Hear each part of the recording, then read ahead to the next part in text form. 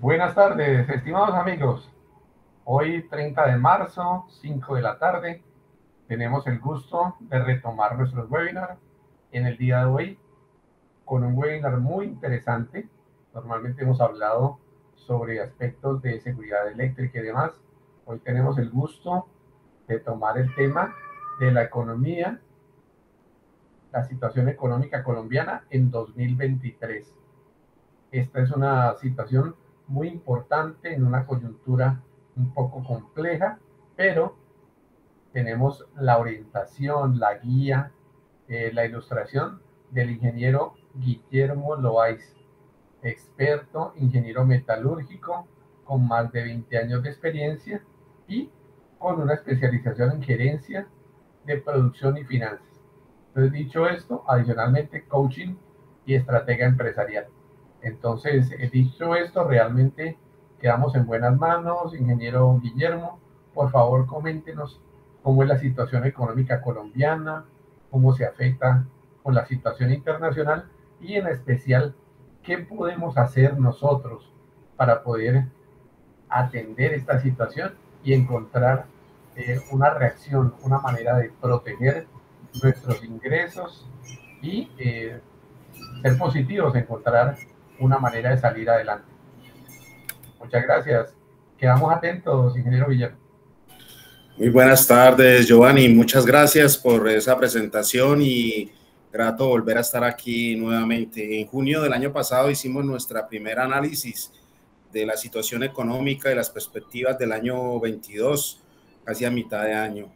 Hoy tenemos el grato honor de poder contar con esta posibilidad y continuar la historia de lo que ya vivimos, más no quedarnos con la historia, miremos más bien a lo que nos vamos a enfrentar y cómo enfrentarnos. Así que bienvenidos y esperamos que esto sea una oportunidad para que todos podamos compartir este conocimiento.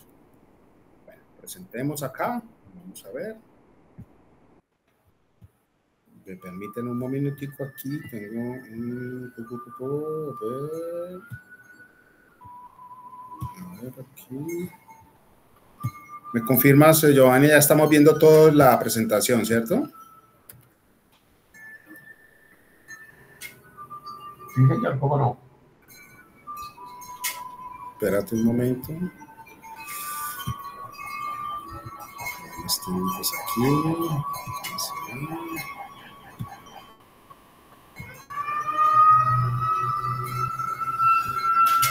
Ahora tengo aquí un problema que... ya la encontré. Listo. Allí la tenemos. ¿Completa? Perfecto, por ¿Ves? favor continúe. Muchas gracias. Bueno, entonces, la economía consiste, aquí esta es una frase que me gustó mucho, en saber gastar, pero también el ahorro en saber guardar. Espero que esto nos sirva. Bueno, ahora en el caso local, Colombia, sigue generando un ruido importante en incurrir con la reforma a la salud, que le quita peso al sector privado. También nos estamos distrayendo con el tema de la reforma pensional porque fortalece al fondo público. Y nos distraemos con la reforma laboral que podría aumentar los costos laborales. A esto le llamamos distracción, con todo respeto, no es que sea una distracción, pero sí nos está consumiendo demasiada energía para las situaciones que nosotros requerimos tener ante una situación económica real que estamos viviendo a nivel mundial. Yo considero que la pandemia de hace unos años no se ha ido. Tenemos otro tipo de pandemias y estamos aquí para resolverlas. En Estados Unidos siempre arrancamos con la presentación de Estados Unidos. ¿Por qué? Porque dependemos de la economía americana. Todos los países prácticamente aquí de Sudamérica. Entonces, no podemos entrar a analizar Colombia sin primero hacer un previo análisis de Estados Unidos. Todos estamos muy informados con la problemática de los bancos, una situación que está sucediendo por Silicon Valley Bank, por el mismo Signature Bank o el Silvergate Bank, que es una realidad que dejaron de ser rentables como negocio y llega a Estados Unidos el Estado como tal apoya y dice, aquí estamos para resolver la liquidez de estos bancos y no ha pasado nada, llamémoslo así. Esto lo mira uno con historia atrás porque hace un mes, mes y medio sí estaba pasando y era una situación de mucha preocupación a nivel mundial. Por eso decimos que con retrovisor uno puede hablar más fácil. Por eso en este momento no ha pasado nada. Y aunque a la Fed le queda la encrucijada de acuerdo con esto, de decir si se siguen aumentando intereses, tasas de interés, y resulta que el hecho de haber incrementado las tasas de interés produce esta situación donde hay una situación de financiera de los bancos, porque el dinero no queda en los bancos, los inversores sacan el dinero, dejan el líquido a estos señores y los bancos, la materia prima es el dinero y al no tener dinero, pues no hay cómo pagar los compromisos que tienen con otras inversiones y por eso se dan en quiebra. Entonces la Fed en este momento, por decir algo así, aunque hace una semana ya la Fed se reunió y aumentó otros 0.25 puntos de interés, sin embargo sigue siendo la encrucijada de seguir, si todavía aguanta el volumen, el mundo, de seguir recibiendo mayores tasas de interés. Entonces, ¿cuál es el futuro de la economía de Estados Unidos? Se pregunta uno. Si bien la inflación que tiene Estados Unidos ha bajado un poco con respecto a junio del año pasado, cuando hablábamos que estaba en el 8.9 interanual, lo cierto es que ha empezado a descender en el año 23. Ya se habla de un valor de aproximadamente 6.7% en la inflación y eso sí diferencia. ¿Cómo lo ha logrado? Efectivamente lo ha logrado porque su producción ha incrementado interanual, o sea, su producción interna no ha dejado de trabajar. Es un país productivo y mientras la producción siga haciendo su labor, pues ha permitido que este incremento de la inflación no haya seguido continuando como una especie de espuma, ¿sí? La tasa de desempleo es una razón más de esto que estamos diciendo sobre la producción industrial. Es una tasa que ha decrecido también y digamos que con respecto a las últimas décadas se ha mantenido constante en un 3.6 y es una tasa envidiable por muchos países en este momento a nivel de desempleo. El tema hipotecario, que es el tema que también concierne mucho a la economía americana por los intereses tan altos, pues el mercado ha dejado y es atractivo ir a invertir o a comprar a esas tasas y por eso el tema inmobiliario en este momento en Estados Unidos está a la baja porque no es un momento para invertir y comprar. Los inversores o las personas o los hogares que se quieren endeudar comprando con unas tasas de interés muy altas. Entonces, mientras el 22 mostraba una inflación del 6.44, perdón, en el 22 del 8.9, hoy estamos hablando del 6.4 descendiendo al 6%. Entonces, uno podría decir, Estados Unidos tiene una economía pujante, está bien en medio de todas estas situaciones que se están viviendo. ¿Qué le afecta en este momento? Por decirlo, la crisis financiera. La crisis financiera mundial, porque después de estos tres bancos americanos, luego se habló ya de los bancos suizos, se habla de la banca inglesa, se habla unos medianamente ruidos de la banca alemana. Por ahí puse tal vez en estos días en uno de los estados, con todo respeto digo yo que los bancos mundiales, los bancos centrales mundiales tienen todo el dinero para soportar esos vaivenes de aquellos bancos pequeños, medianamente pequeños, que no aguantan el sostener toda esa estructura porque sus clientes se huyen retirando el dinero para llevarlo a los bancos más grandes y pues la plata no, lo único que fue que se trasladó de un banco a otro, pero la plata está ahí, el dinero está ahí, o sea que realmente, estimados amigos, déjenme decirle que esto me pareciera a mí como cuando la pandemia del COVID, que todos salimos, bueno, digo yo para incluirme, no siendo así, a comprar rollos y grandes cantidades de papel higiénico sin entender el porqué. Entonces también este tema de crisis financiera donde todo se habla y se dice que hay un efecto financiero donde van a quebrar, yo no le veo fondo, porque el dinero está ahí, está cambiando simplemente de mano y las manos son banco pequeño o banco grande. Y entonces creería yo que esa crisis financiera mundial no debería de entretenernos para nada y no trasladar eso con nervios a los inversores. Para nada, para nada, para nada. La inflación en Estados Unidos sigue siendo enmarcada en los alimentos.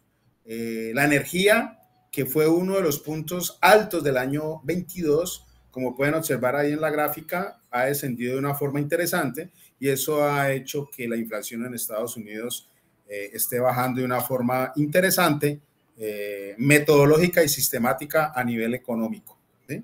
Hay una tranquilidad muy importante. Y mientras siga produciendo, siempre lo hemos dicho, cuando un país produce, a pesar de las situaciones macroeconómicas en contra, como decía mi abuela, enfermo que come no está enfermo. Entonces, yo le doy muy buenos puntos a Estados Unidos. Colombia, donde vivimos nosotros, nuestra Colombia, a nivel intereconomía. Esta diapositiva, este slide que están viendo ahí es del año pasado, de la tasa de desempleo, cuando la veíamos, esta la vimos en junio 29, ahí está la fecha del 2022, y de la tasa de desempleo en ese momento hablaba del 11.2%. En las principales ciudades y en áreas metropolitanas del 11.1. 11.2 la tasa de desempleo junio del 22. Hoy estamos en una tasa de desempleo que se ubica en el 13.7.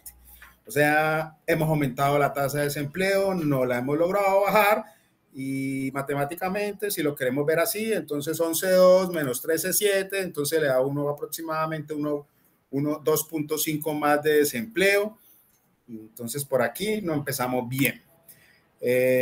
A nivel de ciudades, de las 7 ciudades principales, de la más costosa, aquí podemos observar, está Cúcuta, luego viene Cali, luego viene Barranquilla, por ahí se coloca Medellín, luego viene Pereira, Manizales y Bucaramanga como la ciudad menos cara, con el 9.3.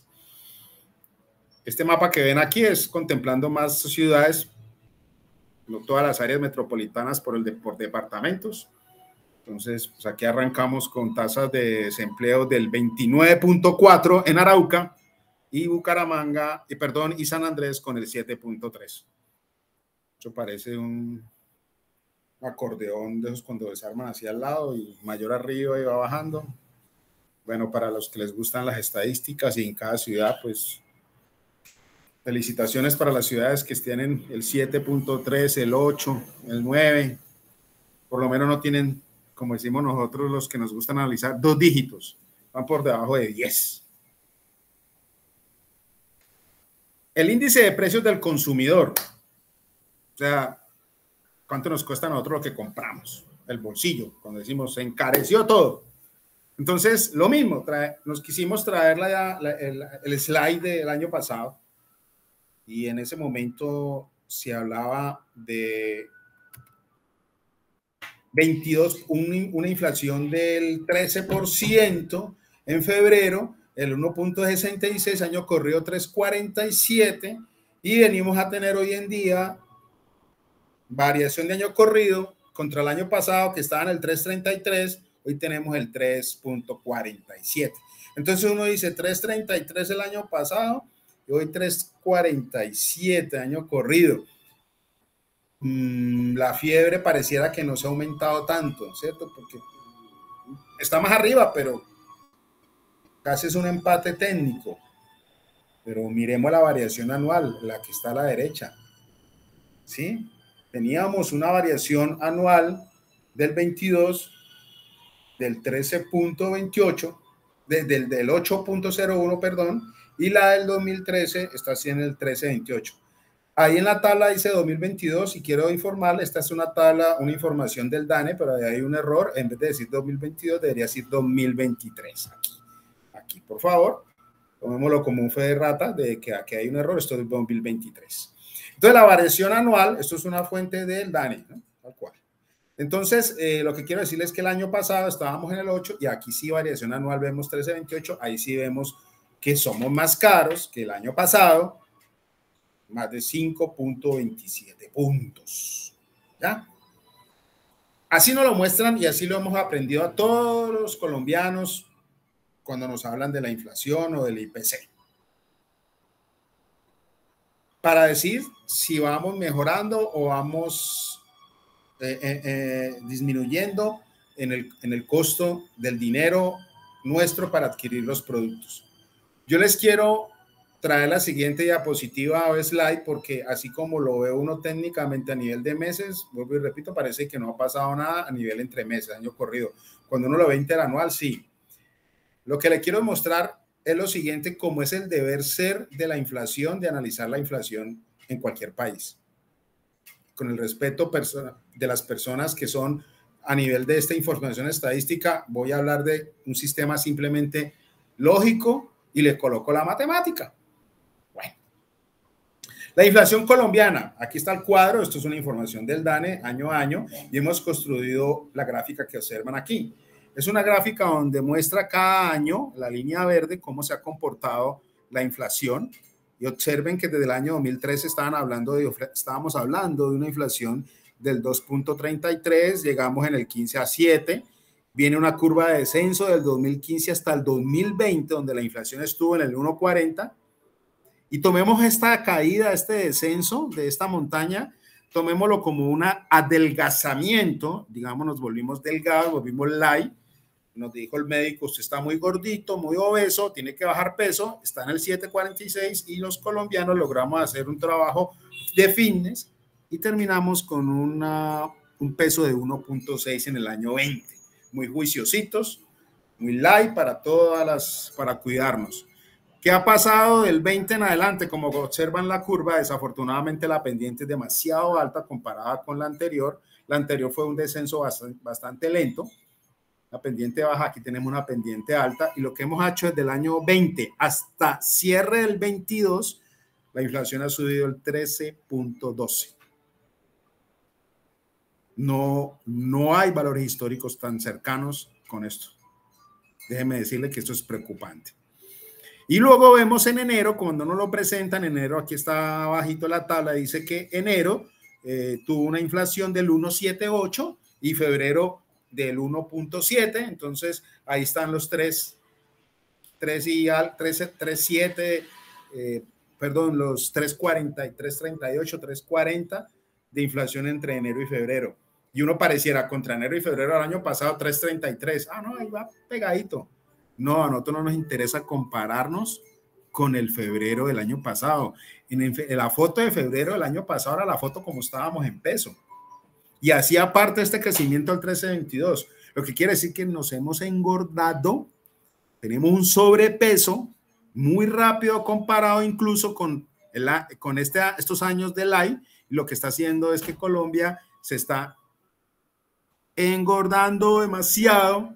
Los médicos no sabemos, tal vez las personas médicas no saben cómo hacer para no seguir engordando, porque Colombia cada mes se infla y se infla y se infla.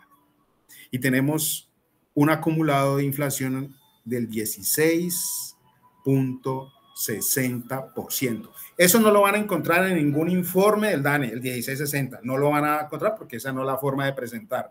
Esta es la forma de presentar de un resultado como si nos fuéramos a tomar un examen de triglicéridos o de azúcar. Esta es la evaluación. Allá nos van a encontrar con el 16.6. ¿Ya?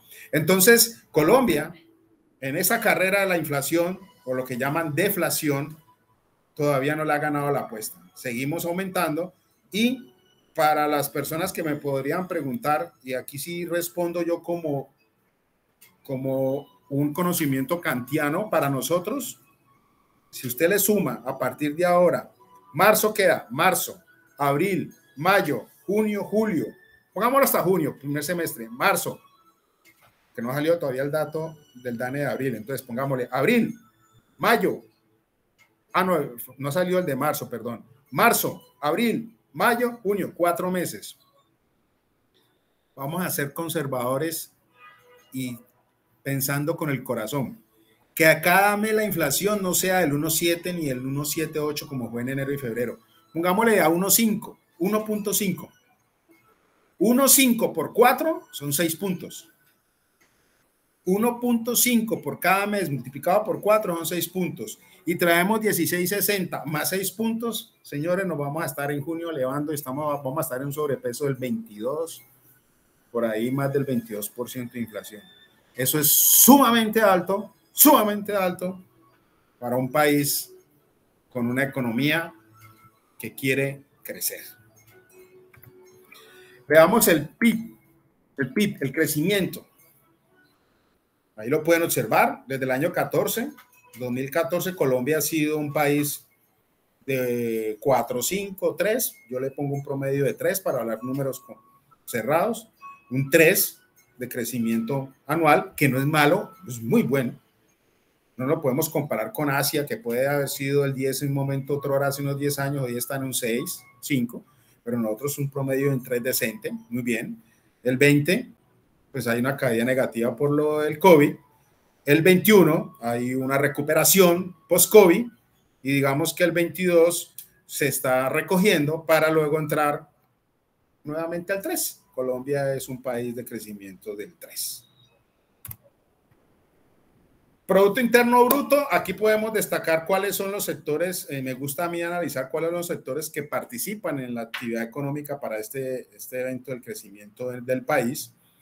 Voy a pasar esta que es un poquito más completa. Bueno, esta, donde nos está diciendo que prácticamente...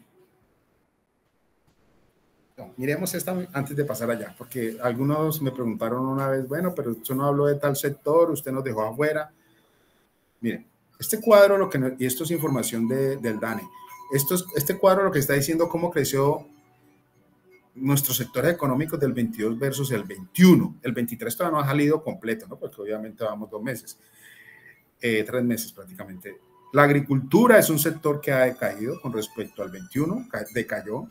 La explotación de minas y carteras, digamos, un empate técnico, no pasó nada, o sea, se mantuvo. Las industrias manufactureras crecieron un 9.8 en el año 22 con respecto al 21. El suministro de electricidad, 4.1%, buen valor. La construcción, 6.4%, buen valor. Las comunicaciones, 14%. El comercio, el compra y venta, el comercio, el 10.7%, sigue siendo un sector que jalona mucho la economía. El sector financiero, el 6.5%. Las actividades inmobiliarias, un 2%. Las actividades profesionales, 8.3%. La administración pública, es decir, el Estado, 4.9%. Actividades artísticas y de entrenamiento y recreación y otras actividades de servicio, 38 puntos. O sea, Colombia somos bastante recreativos. En el año 22-21 crecimos mucho en recreación y para tener un Producto Interno Bruto que creció el 7.5, que era el que veíamos en la gráfica anterior. Bueno. Este cuadro que estamos viendo aquí, que también es parte de la información del DANE, nos dice la tasa de crecimiento anual de volumen en el Producto Interno Bruto en términos generales. Aquí lo interesante es poder ver exportaciones e importaciones. Miremos exportaciones. El 22 versus el 21 crece un 14.9 y las importaciones crecieron un 23.9. Positivo los dos, pero miremos hacia el lado izquierdo lo que dice cómo creció el 21 con el 20.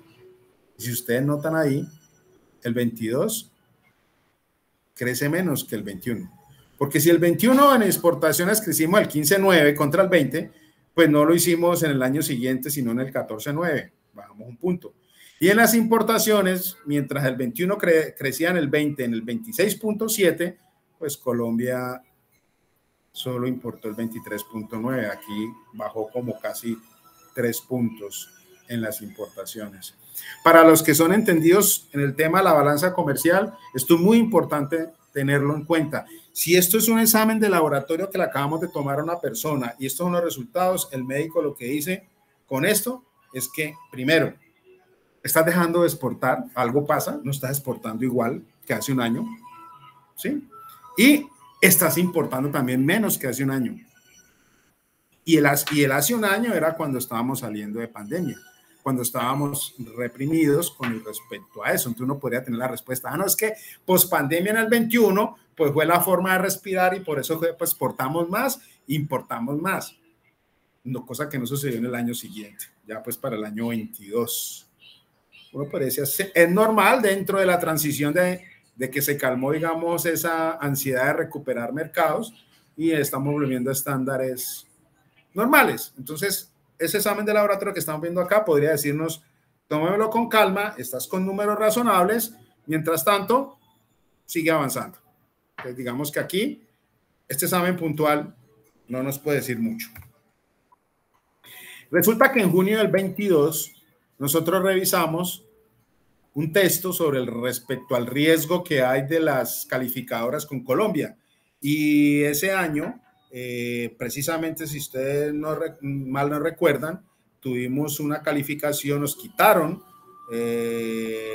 prácticamente algunas calificadoras, digamos, unos puntos que para Colombia es importante a nivel de deuda internacional. Y eso permitió que incluso el exministro Alberto Carrasquilla en su momento daba, digamos, la culpa a las protestas sociales que hubo en aquella época por el hecho de influir en la economía y por eso quedamos en riesgo calificador y nos quitaron ciertos puntos, ¿ya? Y miren lo que y quiero leer al final lo que quedamos en ese año. Dice, si quieren que los inversionistas internacionales vean de nuevo a Colombia como un país con posibilidad de cumplir sus pagos, tanto el candidato Gustavo Petro como Rodolfo Hernández tendrán que seguir haciendo la tarea para continuar reduciendo estos indicadores. O sea que siempre se ha visto a Colombia con el riesgo social de que había que apagar todos esos impactos, todas esas situaciones, y que en ese momento, cuando estaban estas personas como candidatos presidenciales, pues lo que se invitaba era que se calmara todo. ¿Qué tenemos un año después? La verdad, quiero decirles que me costó mucho trabajo poderle decir lo que les voy a decir. Para poder decirles, tuve que investigar, tuve que buscar, y quiero resumir. Asobancaria lo que hace es buscar a través de 3 calificadores de Moody's, S&P, Global Rating y Fitch. Ellos, con esas calificadoras, lo que hace Colombia es puntualmente verse desde el punto de vista de la ruta de cómo componer las inversiones, la confianza, y por eso revisan lo que es el PIB, el manejo de la deuda, la política macroeconómica, el clima de negocios, y también se paran midiendo los cambios de reducción de la deuda. Entonces Fitch Rating dijo así, en cabeza de su analista soberano para el país: qué pena tener que leerse o escribirlo porque no encontré otra forma para decir lo siguiente.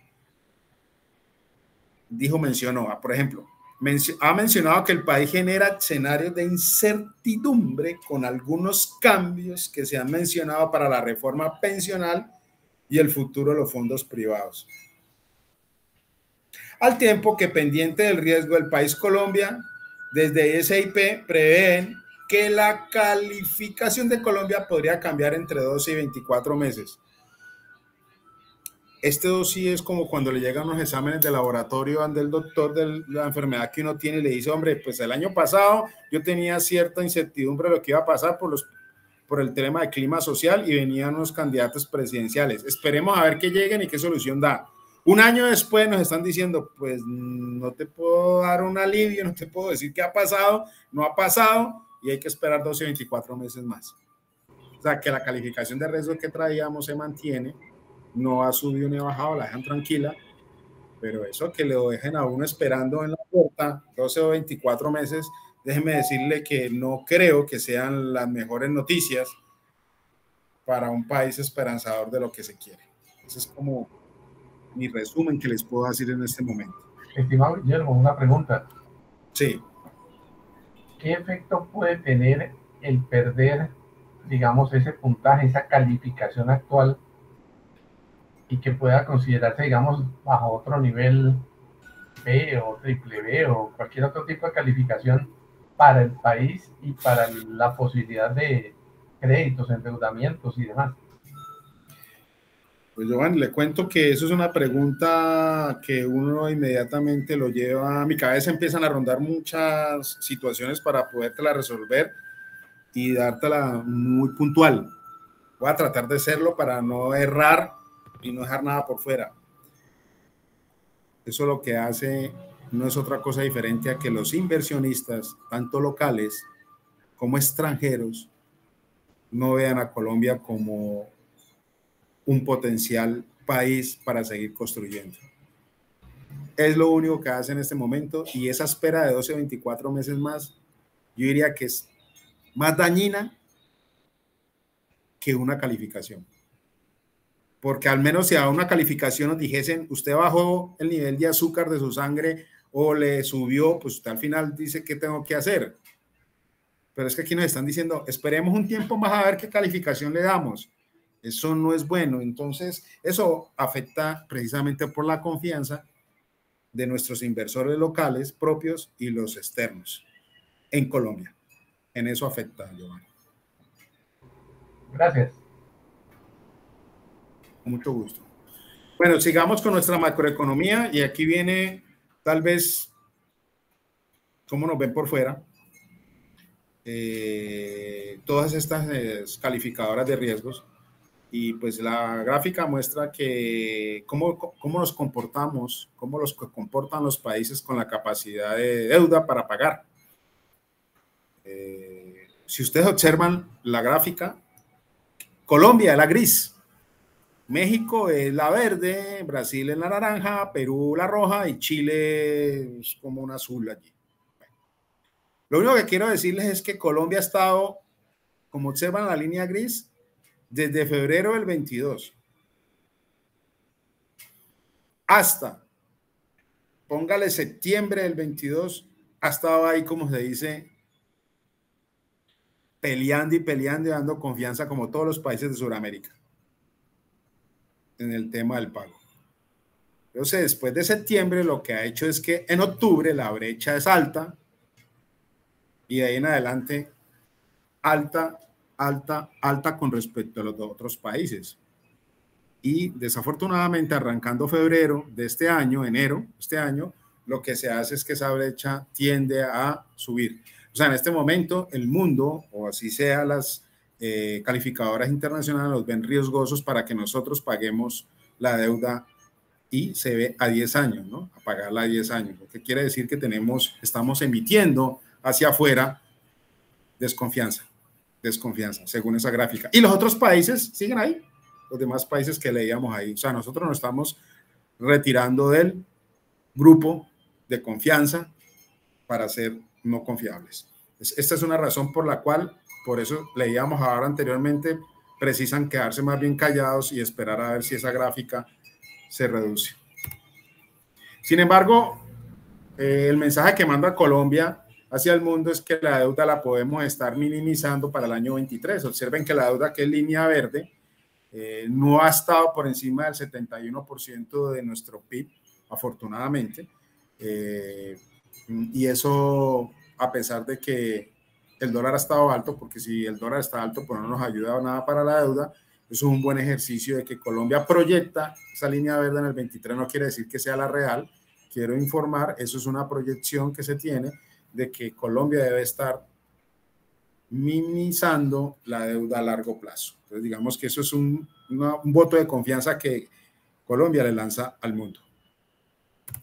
Bueno, esta es una gráfica repetida de la proyección del Producto Interno Bruto en Colombia. ¿Por qué la traje? Porque quise colocar ahí cuál es la proyección del 2023, aunque lo dije por ahí en audio ahora. Colombia va a estar en un 3.1 este año y volverá a su ritmo del 3% como lo ha tenido. Esta slide es del año pasado. La foto fue tomada el año pasado, en junio 29 del 22, y pues se preguntaba, bueno, ¿y cuál es la tendencia del dólar para el año? En ese momento se hablaba de 4.100 pesos, a eso le apostamos nosotros, ¿no? Porque la información que se tenía es que se hablaban de 3.756 o 3.506. Nosotros la apuntamos a 4.100 pesos, que terminaba o por encima, o 4.100. Y un año después podemos ver que esta es una foto de marzo 23 de este año. Pues llegamos a estar en el año pasado por encima de los 4.100, llegando hasta 4.500. Hoy en día estamos en 4.816 pesos aproximadamente, porque esto es un cierre, una foto del marzo 23, y proyectamos que el año va a estar en 4.950 pesos el dólar, finalizando incluso. Esto siempre nos gusta colocar estos datos porque sé que hay personas que les interesa para efectos de sus importaciones y sus exportaciones y sus deudas. 4.950 pesos rondando puede estar en términos generales del año. Bueno, entramos a lo que es las actividades económicas de Colombia. Ya todos estamos acostumbrados a conocer que las actividades dependen de color. Verde es cuando la actividad ha tenido un mejor desempeño a su promedio anterior. Amarillo es cuando es estable y rojo es cuando su desempeño ha caído por debajo a sus actividades de meses anteriores. En términos generales, veíamos, esta es un slide del año pasado, veíamos que a marzo del 22, lo que está en rojo, agricultura estaba cerrando en rojo, o por lo menos a marzo, explotación de minas y carteras en rojo.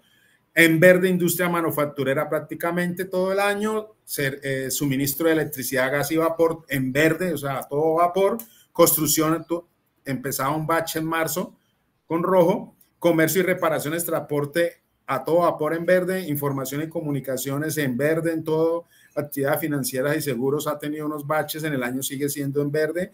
Actividades inmobiliarias pasó en amarillo, como diciendo en un stand-by, bueno, aquí me quedo quieto, a principio del año 22. Actividades profesionales y científicas, todo en verde. Actividades públicas y defensa, educación, todo en verde. Vemos que aquí, digamos, esos son los sectores y traemos lo que podemos ser el cierre del año 22 completo, porque acá veíamos solamente 3 meses del 22, para decirles que agricultura cerró en negativo, industria manufacturera, empate técnico, no le pasó nada, quedó en amarillo, podemos considerarlo, y ya lo que son las terciarias, suministros de electricidad, energía, creció un 2, decayó el comercio y reparación y transporte, la información y comunicaciones terminó en un rally en verde con 7.1, y actividades financieras con el 10.5. El negocio es bancos, actividades inmobiliarias un 2.1, actividades profesionales y científicas el 2.9 y administración pública y defensa el 1.8. Y las actividades artísticas de entrenamiento se bajó, que venía a un ritmo de 40, 30, 50, bajó a 25.2. O sea, ya empezamos a descender este sector económico.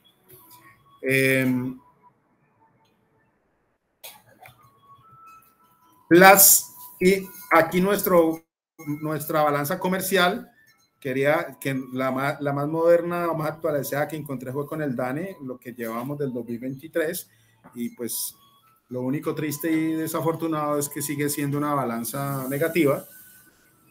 No hemos podido tener una balanza positiva desde el año 2013. Ese fue el último año donde tuvimos balanza positiva. De en adelante no ha sido sino balanza negativa, y balanza negativa quiere decir que importamos más que lo que exportamos. Entonces, ¿por qué lo dije? Porque es que a mí me gusta mucho esta diapositiva. Esta la presentamos el año pasado, donde se denota que la economía de cualquier país o empresa o sectores requieren de 4 motores, impulsores, que son inversión, gasto público, consumo y exportaciones. Seguimos estando en rojo en inversión. La confianza no está permitiéndose invertir en Colombia. El gasto público se aumenta, el consumo sigue a la baja, empezó a la baja más ahora, cuando empezó este año 23, y las exportaciones siguen descendiendo. Entonces, mientras tengamos esos rojos, pues solamente el único impulsor es el gasto público, y el gasto público sale de nuestros bolsillos con más impuestos. No es otra cosa diferente. Entonces, lo que se invita es que se siga trabajando en la inversión, en el consumo y en la exportación para poder subir esos niveles deseados, de la altura deseada. Proyecciones de crecimiento que se tienen a nivel mundial. El mundo piensa crecer el próximo año en el 2.9, ¿sí? Mientras el mundo piensa crecer el 2.9, América Latina desea o piensa que va a crecer el 1.8%. ¿Sí? Todas las economías, todos los sectores, regiones del mundo creciendo. El petróleo, esto es una información del año pasado, el petróleo en junio del 29 del año 22 se encontraba a $112 por barril, ¿sí? Eso le permitía a Colombia tener unos ingresos interesantes por el precio del petróleo, y a la fecha, a marzo de 20 del 23, ya tenemos el crudo a 73.77, o sea que esos 112 que teníamos ya hemos bajado $50 por galón. Eso es más Eso es muy importante y relevante para la industria, para los ingresos de Colombia, ¿no? El mundo sigue en este tema energético. Y queremos dejar un tema que seguramente ya todos estamos viviendo, que es la reduflación. La reduflación es un tema muy interesante, medianamente lo tocamos la vez pasada y lo dejamos de tarea para seguir verificando si eso lo estamos viviendo. La reduflación es otra cosa diferente a lo que vemos ahí en el slide. Al mismo precio, un producto, pero con menor cantidad. O sea, te cuesta lo mismo, pero ya no vas a pagar los mismos gramos o tamaños, como lo muestra ahí el carrito también del mercado. Con el mismo dinero te vas a llevar un carro más pequeño. Bueno, eso es lo mismo que hayamos denotado todos ahora. Yo pienso que ya todo eso lo hemos visto a nivel de cuando vamos a comprar nuestras cosas del mercado, que el mismo dinero con menos cantidad. Encontramos una información interesante, precisamente basada en un estudio de los Estados Unidos, donde cuáles son los productos que están siendo más afectados por este tema de refracción, y encontramos que el papel higiénico o productos de papel para el hogar, los artículos que más han reducido es con el 1.79, los aperitivos con 0.54, panecillos, dulces, pasteles, el 0.37, el té, pañales, pasteles, el café, galletas, caramelos, chicle, tiende a reducir de tamaño para mantener el precio. Esa es la economía que tenemos en este momento y actualmente. Y llegamos al punto donde nos concierne a través en Colombia. Quiero dejarles este like, por favor, la proyección que se tiene cuando yo les decía al principio que si sumáramos la matemática de 1.5 por mes de nuestra inflación a cómo podía llegar en junio, les traigo una realidad. La realidad es el galón de la gasolina en Colombia. El galón de la gasolina en Colombia, ¿por qué digo que es una realidad? Porque ya tenemos los datos prácticamente de los precios que vamos a pagar por cada galón de cada mes. Esto ya no es un secreto, esto tampoco es mítico. A nosotros nos sorprende cada mes diciendo, este mes se va a subir 400 pesos, este mes se viene a 2. Eso ya está anunciado desde el año pasado. Entonces, aquí traigo una tabla. A diciembre cerramos con un valor de gasolina promedio de 9.841 pesos por galón. En enero subió, ya todos sabemos que subieron 400 pesos y luego en febrero 200. Y aquí les traigo la tabla subiendo lo que va a subir en marzo, abril, mayo y junio. Para junio estamos esperando que la gasolina esté por el valor de 11.641 pesos por galón. Quiere decir que en este semestre va a subir 1.800 pesos por galón, es un 18%. Nos está persiguiendo ese bendito 18 por todo lado. ¿Y eso qué quiere decir? Que el hecho de que la gasolina suba un 18%, pues tenemos un efecto directamente con todos los productos de la economía colombiana y sabemos que va a impactar en la inflación y por eso, por ende, también no creo que la inflación baje el 1.5 por cada mes. Eso es un criterio muy personal y profesional a raíz de todo lo que hemos investigado y hemos venido analizando hace años el término del comportamiento económico colombiano y proyectamos que vamos a estar por encima del IPC, lo que el gobierno siempre quiera buscar y no vamos a poder tener una deflación. Vamos a continuar con una inflación y bastante fuerte. También eso que nos trae a pensar, el gobierno ya anunció que va a revisar en el segundo semestre, en caso de que esto suceda, un nuevo incremento salarial. Bueno, eso para muchos sectores seguramente va a ser de alegría, sin embargo, eso hay que medirlo con lupa porque todos son sobrecostos en la inflación y la inflación sigue aumentando. Aquí en la misma slide vemos al lado derecho la reducción de la jornada laboral, que eso es por ley. Esto es un tema ya dado, ¿sí? Esto no es un tema que está en estudio. Esto es la ley 2101 del año 2021. Comenzamos con 47 horas a partir del 15 de julio de este año y esto es una reducción que va a traer un sobrecosto en la mano de obra del 2.08. ¿Y por qué? Porque hay que producir ahora lo que se producía con 48 horas, hay que producirlo con 47, ¿sí? Al mismo precio. Y esa hora, si usted no es capaz de producir, si usted no es capaz de ser productivo, pues tendrá que hacer uso de un pago extra que representa el 2.08 para poder cumplir con la producción.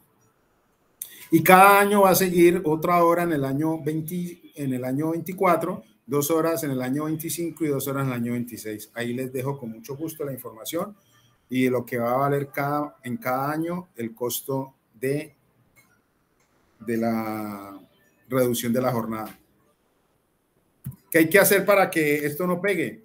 Aquí hicimos un análisis rápido de cuál es lo que se requeriría para que no pegue. Sin embargo, tenemos unas amenazas que cuando uno mira hacia el cielo, que uno dice, va a llover y va a llover.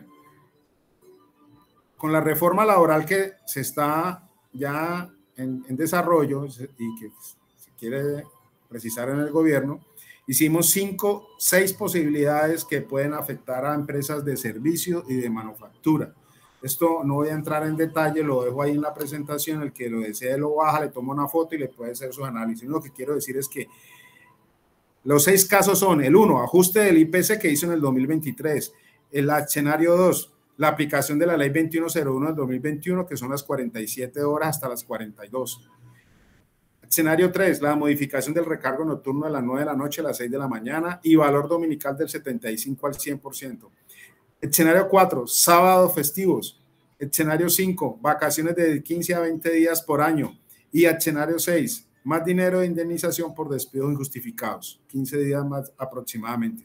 Si uno mezcla todo esto, hace un escenario de que si eso se fuera a dar, si eso ocurriese, ahí pueden observar cómo afecta a una empresa de manufactura en el escenario, hasta el escenario 4. El escenario 4 es mezclar 1 más 2 más 3 más 4.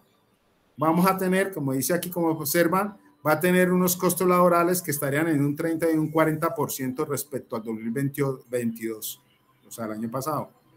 ¿Qué significa? Que el EBITDA va a estar por debajo de un -3. Y empresas de servicio, lo mismo, haciendo toda esta mezcla. Si lo llevamos hasta el escenario 3, no aguanta ni al 4, como si lo hace manufactura. Hasta el 3 ya las empresas de servicio estarían con un EBITDA de -44%. O sea que tendrían que ubicarse las empresas de servicio en el escenario 2 para estar con un EBITDA del 2%, mientras la de manufactura aguanta hasta un escenario 4. Estos son los impactos que van a pasar cuando empiece a llover el vendaval. Con mucho gusto, las personas o empresas que quieran saber de estos análisis, estamos preparados para darles apoyo. Y la inercia de los resultados empresariales de Colombia del 22, ¿cómo dejó? Positivos: Ecopetrol, ISA, Grupo Energía, Bogotá, Bancolombia. Los negativos: Falabella, Cemes, Cementos Argos.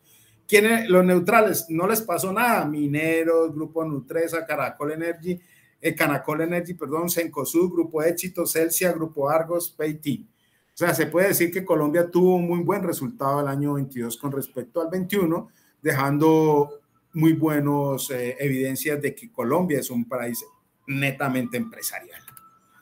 Colombia va a terminar siendo contagiado por los síntomas de recesión. Esto lo decíamos en junio del 22, por la recesión de Europa y Estados Unidos debido a altos precios de los commodities, en particular al petróleo y otros insumos agrícolas. Dice, su elevada cotización en esencial del sector agrícola presionará más la inflación. Eso lo decíamos en junio del 16. Y generará choques. Los bancos centrales tomarán una posición más ofensiva al subir las tasas de interés para domar el costo de vida. Este es un choque externo que internamente no se va a poder franquear. Eso lo dijimos en junio 16 del 22. Si lo vemos con retrovisor, todo eso pasó. Hoy, ¿qué estamos diciendo? Complemento. Tasas de interés afectando la dinámica de la economía, junto con la incertidumbre de los impactos en los costos laborales por la reforma respectiva y la distracción en la reforma a la salud. Y como siempre, nos gusta a nivel empresarial, si vemos a Colombia, ¿cuáles son las estrategias de Colombia? ¿Qué tenemos de fuerte? Los sectores, las oportunidades. Ahí las pueden observar, no quiero leerlas porque las pueden analizar. ¿Y cuáles serían las estrategias de impacto que debe tener Colombia? Minimizar la tasa de desempleo, controlar la inflación, aumentar consumo, confianza país, nivelar deuda externa y exportaciones. Esas son las estrategias que debe tener el país si uno le hace una DOFA y las estrategias de Colombia. ¿Cómo estamos? El examen. Estado al 2023. Está en negrilla, está a la derecha. ¿Cómo estábamos en el 21? ¿Cómo estábamos en el 22? ¿Y cómo proyectamos el 23? ¿Y cómo estamos a la fecha? PIB 3.1, proyectamos el 3.23. Ahí va. Ahí va. Desempleo. Proyectamos el 9.9, estamos en el 13.7. Ahí no vamos, estamos perdiendo. La inflación 3.1, 3.36 a febrero, y ya les expliqué que eso no es un dato que hay que tomarlo así porque estamos engordando. Y engordando es súper inflados, súper inflado. Aquí vamos perdiendo. Los test, estamos en 4.2 billones de dólares contra lo que traíamos en el 21, mucho mejor que el 22. Digamos, aquí todavía esos bonos que se emitieron siguen siendo rentables y atractivos. La deuda pública se proyecta, se tuvo un 48% en el 21, en este momento estamos en el 51.7, muy parecida al 21. Uno puede decir, ahí nos ha ayudado un poco el hecho de traer ciertas sinergias del tema empresarial del 22. Las exportaciones, no, estamos decreciendo un 61%, como también las importaciones. Y ya ese tema lo hablamos, o sea que no estamos siendo como muy activos en este tema de balanza comercial, pero podría decir alguien, es que usted está recogiendo lo que ya se hinchó, entonces va a estar un poquito menos complicado el tema. Dejémoslo ahí. El dólar, el TRM, 4.817 cerrando esta semana. Bueno, ya ahora, hoy está un poco más bajo, casi menos de 4.700. Sin embargo, contra lo que veníamos, seguimos siendo un país que devalúa su moneda. La inflación de Estados Unidos viene mermando, ya lo veíamos, estamos en el 6.4, ellos proyectan un 7, digamos que ellos van haciendo la tarea. El petróleo Brent se estima que esté casi cercano a los $100, sin embargo está menos de $74. Entonces, si uno lo analiza, realmente el examen no es que está siendo muy bueno en este momento, pero apenas llevamos pues 3 meses y digamos que no podemos ir a decir que esto siga así tan maluquito como va. Sin embargo, tenemos muchas oportunidades para seguirlo haciendo porque siempre hay que pensar, y así lo tenemos con las estrategias del país, que lo podemos lograr, que se puede hacer. Dejamos una invitación a lo que son las cartas de austeridad. Estas cartas de austeridad, todos conocemos lo que es una espina de pescado, todos de alguna forma hemos hecho algún trabajo con respecto a algún problema y analizamos cuáles son sus causales para poder atacarlos, y lo que se hace simplemente es invitar a que haya austeridad en todos los procesos. La única forma de tener un buen desempeño amarrado y con una palabra que es importante que todos tengamos en cuenta, que es la productividad. ¿Por qué? Porque es que si no tenemos esas cartas de austeridad y como se prevé todo esto que va a haber con la ley 2101 del 2021, más la reforma que viene, lo que necesitamos es trabajar entre las empresas en una política netamente austera con vía productividad en búsqueda de la deflación.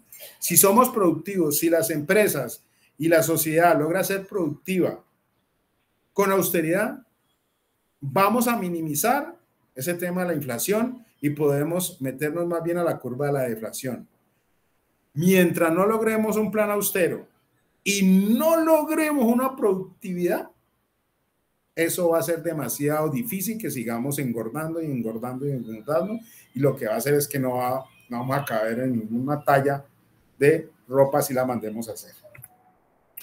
Y finalmente quiero dejar de acompañar un decálogo de seguridad financiera porque pues con Giovanni hemos estado analizando muchos temas y creemos que dentro de la educación nuestra es poder decirle a todos nosotros es que aprendamos un poquito de esto que no sabemos, es el tema financiero. Todos de alguna forma podemos hablar de finanzas, pero no tenemos en la práctica como un derrotero de poder saber a qué apuntarle para simplificar errores en el desempeño de la economía de un hogar o de una empresa. Ahí con mucho gusto dejamos un decálogo de seguridad financiero, es unos principios muy generales, y seguramente invitando a un próximo webinar para leer en particular o abrir una mesa de trabajo entre varios empresarios y poder decir cuáles podrían ser algunas recetas importantes en seguridad financiera para resguardarnos dentro de la economía colombiana y en nuestros hogares. De parte mía, muchas gracias por esta invitación. Como siempre, estoy a la orden de forma ética y profesional, Gal Coach, y con todos, con mucho cariño. Muchas gracias. Muchísimas gracias, ingeniero Guillermo.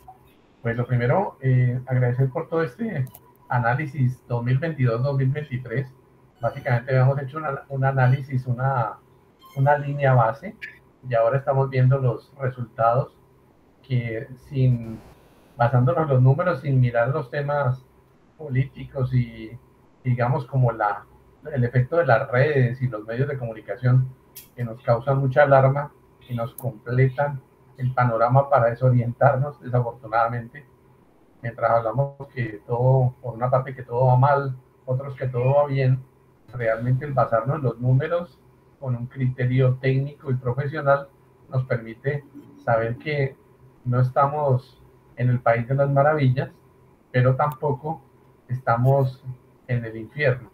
Estamos en un punto difícil donde tenemos alzas de gasolina, reducción de la jornada laboral, efectos que vamos a tener por los cambios, por la reforma en especial laboral y todas las, digamos, los sobrecostos que se van a incurrir. Adicionalmente, el efecto para la gente de que todo es más caro, que se consiguen los alimentos, que se consiguen las cosas, pero que al final hay un efecto de reduflación y una inflación, no sabría decir si es correcto o galopante. La primera inquietud que nos expresan es en relación con la inflación. Hemos visto los casos de nuestros vecinos, como Venezuela, un caso extremo, y el caso de Argentina. ¿Cómo podemos nosotros sentir la tranquilidad que no vamos a llegar a una inflación ni del 100, ni del 1000, ni del 10.000%? ¿Qué nos, qué nos, qué nos comenta al respecto?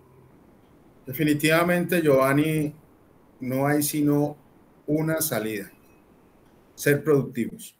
Ser productivos, y dentro de la productividad, austeros.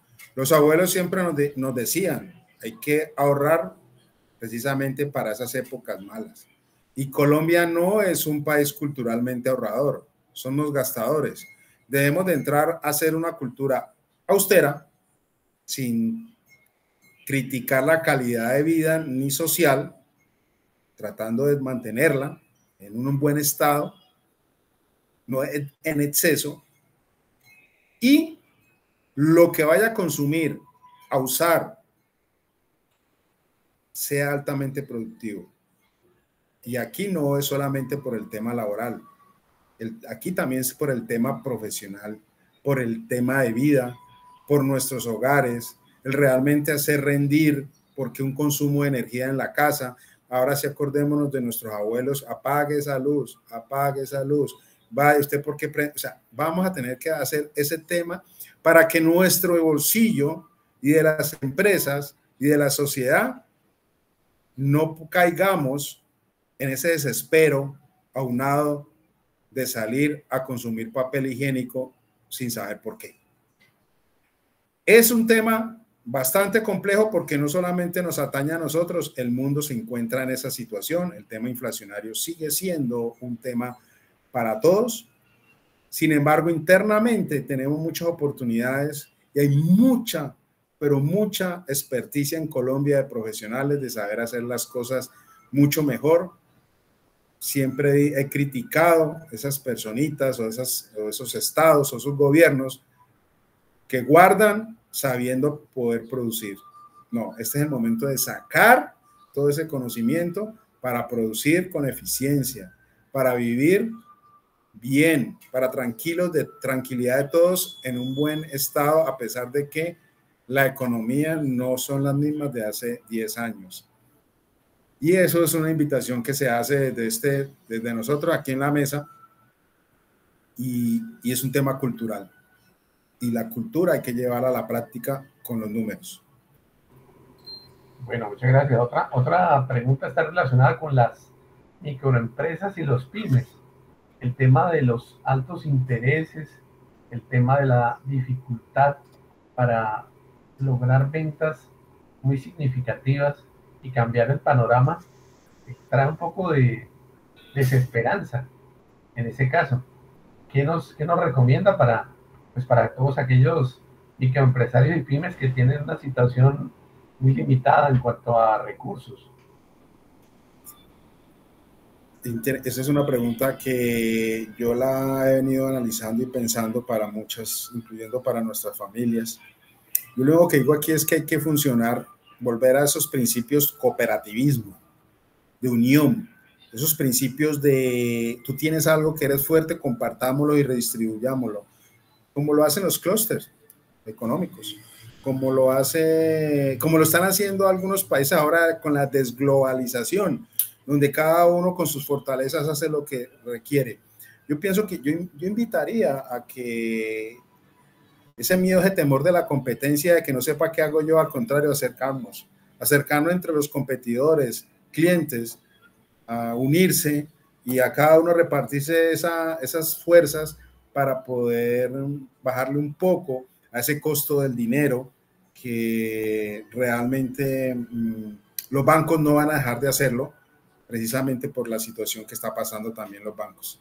Entonces, qué bueno que existan esas propias empresas que tengan un autofinanciamiento y puedan compartir ese dinero, ese costo de dinero con las empresas pequeñas que no lo pueden tener a un menor valor que un sector bancario. Eso es un mensaje que siempre se deja pensando en aquellos que pueden hacerlo y compartir. Bueno, muy bien. Y la pregunta final, el efecto de las reformas. Hay varias reformas, pero al final no podemos predecir cuál será el efecto de las reformas, ni esas reformas que menciona de la salud, la reforma laboral y demás reformas vayan a calar, a hacerse de obligatorio cumplimiento.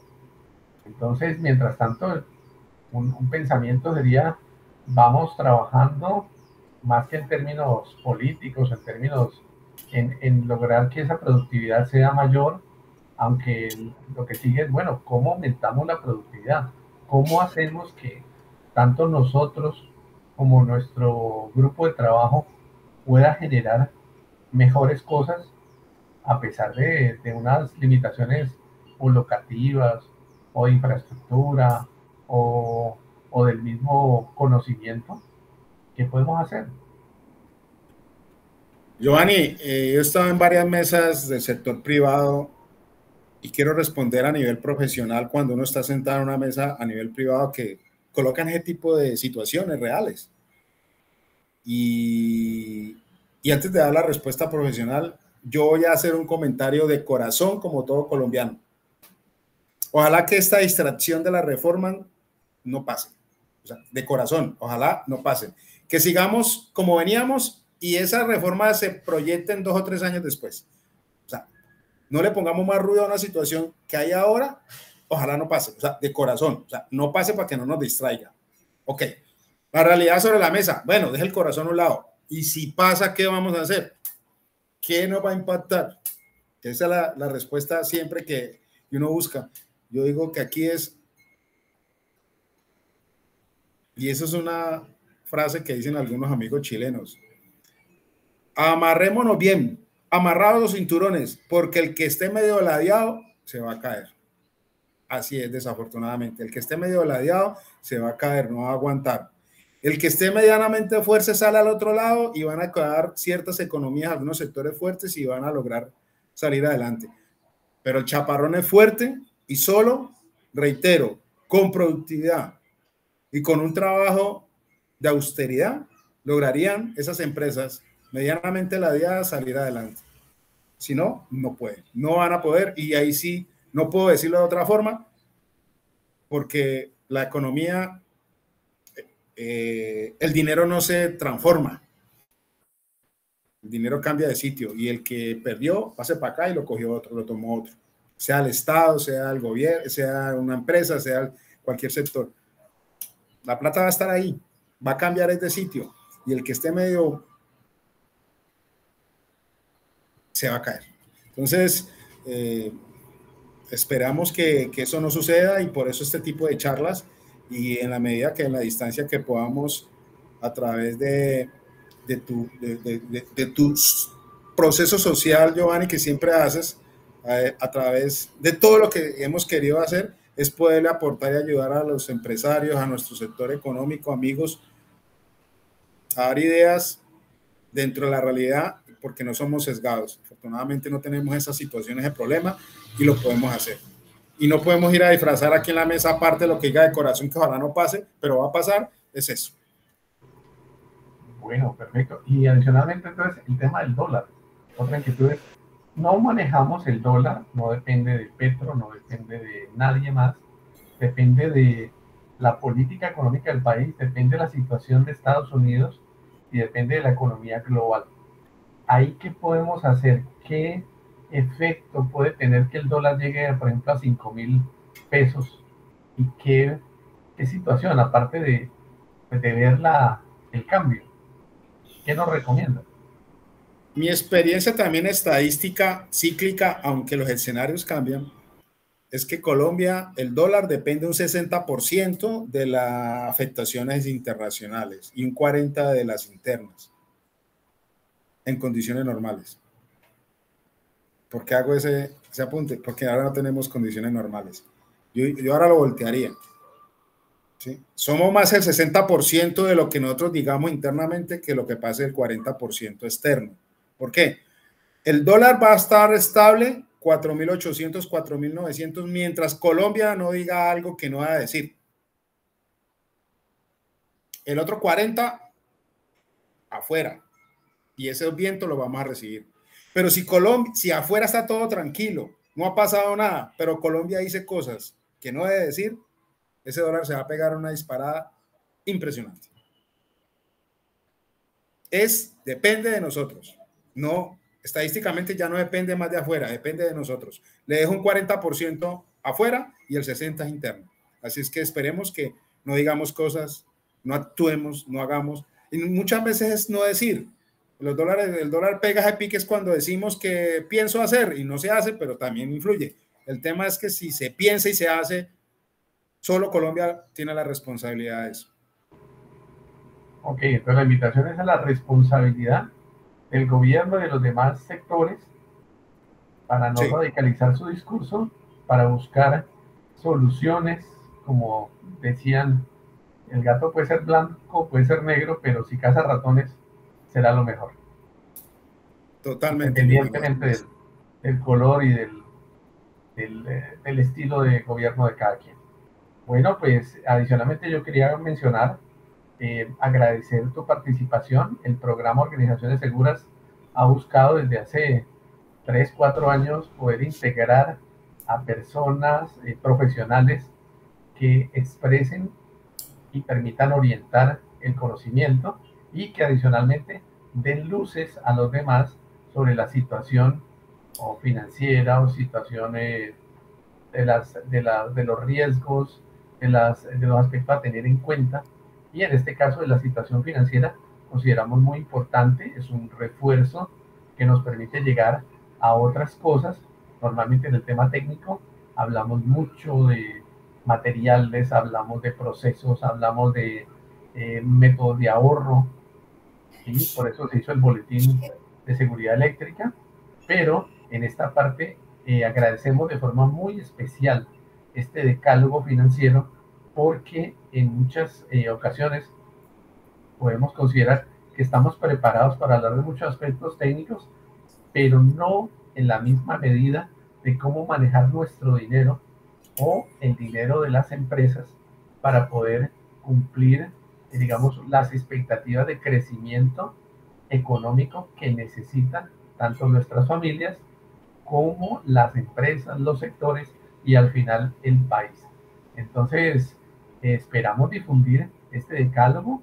Ha sido de gran ayuda y esperamos que todo el mundo tenga de aquí una lección, aparte de todo tu gran expresión y bagaje de conocimiento, en que hay que tomar una lección, que es hay que aprender de finanzas, hay que aprender la importancia del manejo del dinero y de tomar decisiones para evitar riesgos, quiebras o situaciones supremamente desagradables en cualquiera de los escenarios que hemos mencionado. Y de nuevo, vamos a hacer la difusión. Agradecemos la participación de el ingeniero Guillermo de Gal Coach y quedamos atentos para una nueva oportunidad. Muchas gracias, Guillermo. Por favor. Gracias, muy buenas tardes. Gracias a ti y a todos. Que Dios nos bendiga. Buena tarde. Nos seguiremos viendo. Bueno, perfecto. Entonces, de nuevo, muchísimas gracias a Gal Coach, al programa Organizaciones Seguras y a la plataforma BCD que nos permite realizar este tipo de eventos. Esperamos que posteriormente puedan ver la presentación magistral de hoy del ingeniero Guillermo y adicionalmente que puedan descargar el decálogo y puedan difundirlo. Nos interesa mucho que puedan difundir este mensaje para que tengamos mayor conocimiento, mayor participación y mayor nivel de decisión en nuestras decisiones de cada día y obviamente incluidas las financieras. Dicho esto, muchísimas gracias, una feliz tarde y quedamos en contacto. Feliz Semana Santa para todos. Gracias. Igualmente. Buena tarde. Buenas Bendiciones. Tardes. Hasta luego.